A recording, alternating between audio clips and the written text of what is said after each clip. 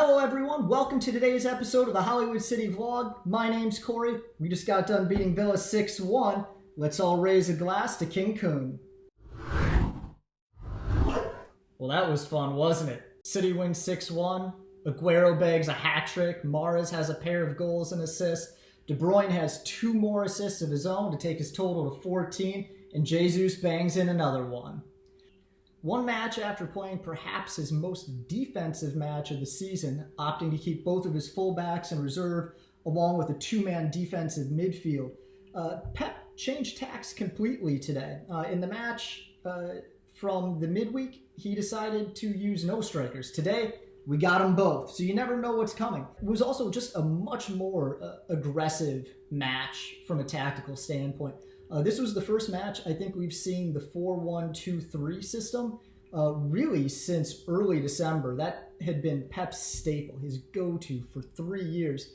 Today we saw a little bit different variant of it. Over the past couple of years, we've seen a lot of Pep choosing to keep a deep 2-man midfield, liking to keep Kyle Walker and sometimes Bernardo or Zinchenko either side of his defensive midfielder.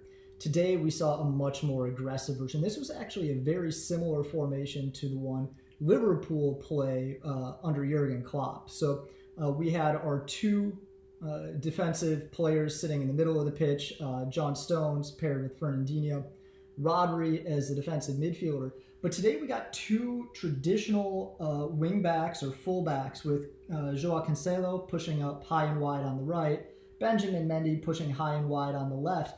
And what that did is it created a lot of width on the pitch. And one thing City have struggled with, especially early on in the season, was just creating width, creating space on the inside. The interior of the pitch got very, very congested.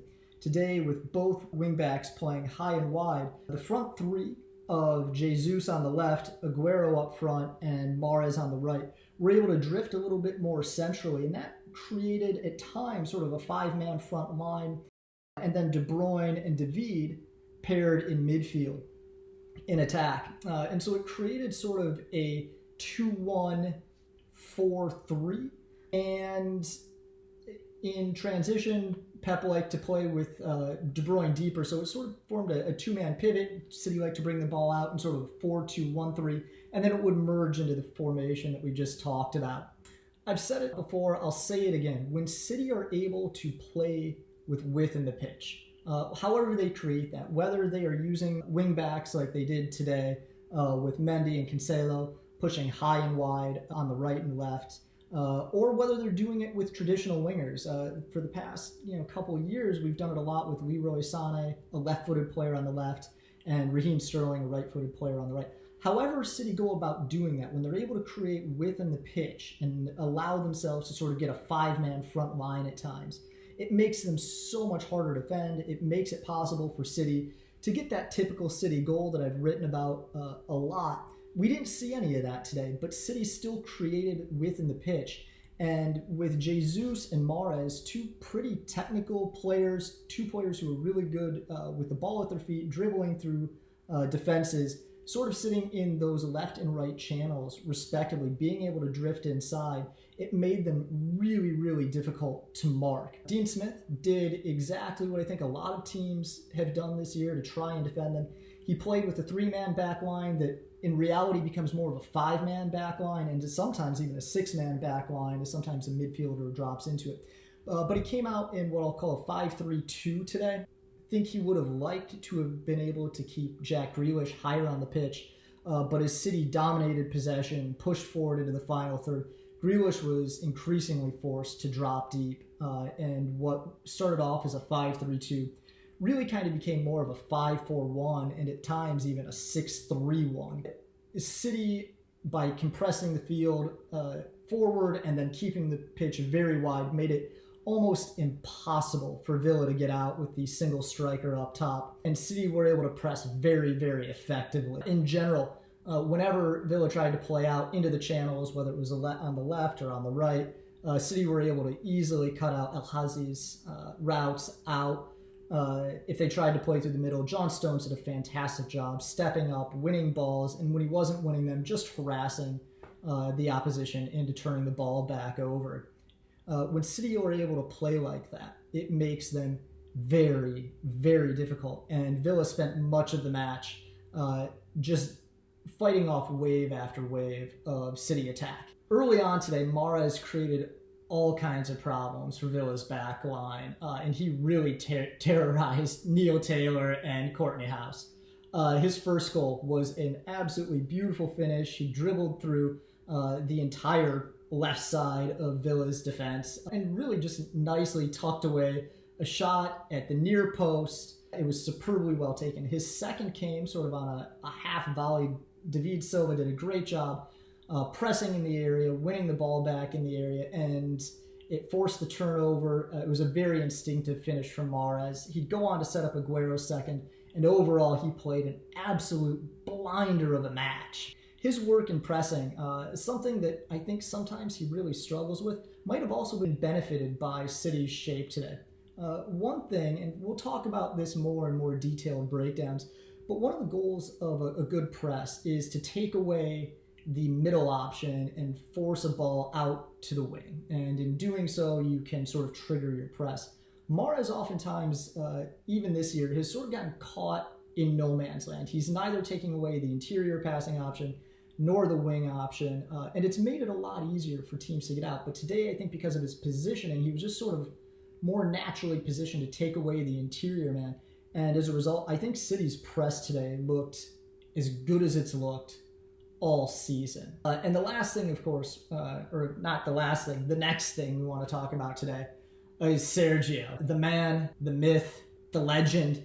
Today's match was a perfect example of what makes him so incredibly special. I mean, we've got 3 goals. They can all sort of highlight different things. And, you know, there are weaknesses in Sergio's game. He is not the greatest in the press. He is not a very instinctive or natural passer, but his superb strength, his elite skill, is the one that everybody cares about. It's the ability to put the ball in the back of the net. And today, that was on absolutely full display. And each goal was sort of a microcosm of what makes Aguero such a special, special player. His first goal today, he takes a pass from Kevin De Bruyne, and you've got to feel, you know, like you're in a pretty safe position there if you're Villa's defenders. He takes the pass about 30 yards from goal and takes it right to the edge of Villa's area and just absolutely lets go with a ball that was struck so pure that even though Nyland was able to get a hand to it, there was nothing he could do to keep it out. The ball was hit with dip, with blistering pace. Villa's keeper was beat from the moment the ball was let go. His second was a fantastic display of both his strength and his balance. You know, he bounces off his marker, finds just a little pocket of space, and is able to just pass the ball into the bottom left of their net. It was a beautiful goal for the second, very calmly and patiently taken. It's difficult to do. I think that a lot of times we look at, you know, maybe Raheem Sterling, for example, and he really struggles to create both that pocket of space, but then just to have the calmness to pick a corner and pass the ball in. That was beautifully well done from Sergio today. And it looks simple, but it's really, really not when you're under duress. To just have the calmness about you, to pick a space and finish. And of course, the third. The third was the classic Sergio Aguero goal. He got the ball on the right side of the goal and just absolutely blasted a ball. Near post, shoulder height, nothing the keeper could do. It's a goal that Sergio could have trademarked at this point, and there was nothing that could be done about it. He bagged his 12th hat trick. It's a Premier League record for King Kun. He also had his 175th, 6th, and 7th goals to become both the leading foreign goal scorer in Premier League history, as well as moving to a tie for 4th place amongst all Premier League goal scorers with Frank Lampard. He's now only 10 behind Andy Cole for 3rd place, and if he keeps up this pace for another season and a half, there's a very good chance that he will overcome Wayne Rooney and finish the end of next season, as long as he stays healthy and in form, is the second leading goal scorer in the history of the Premier League. At some point, you run out of adjectives, you run out of superlatives. He is simply the greatest that City have ever had. And, well, I love Gabriel Jesus. He's a fantastic player and a different type of player to Sergio. There will truly never be anybody in City's history who will be able to fill his shoes. He's a legendary player. He's a legendary finisher for City. The last thing we want to talk about today is John Stones. He might not have shined in a lot of people's eyes today, but I think that there were a lot of things that he did well today. And I think this match really highlights exactly why City want and need someone like him. Well, Villa were forced to play with basically a single outlet in El-Hazi up front, and City were able to control the back line with Fernandinho and Stones.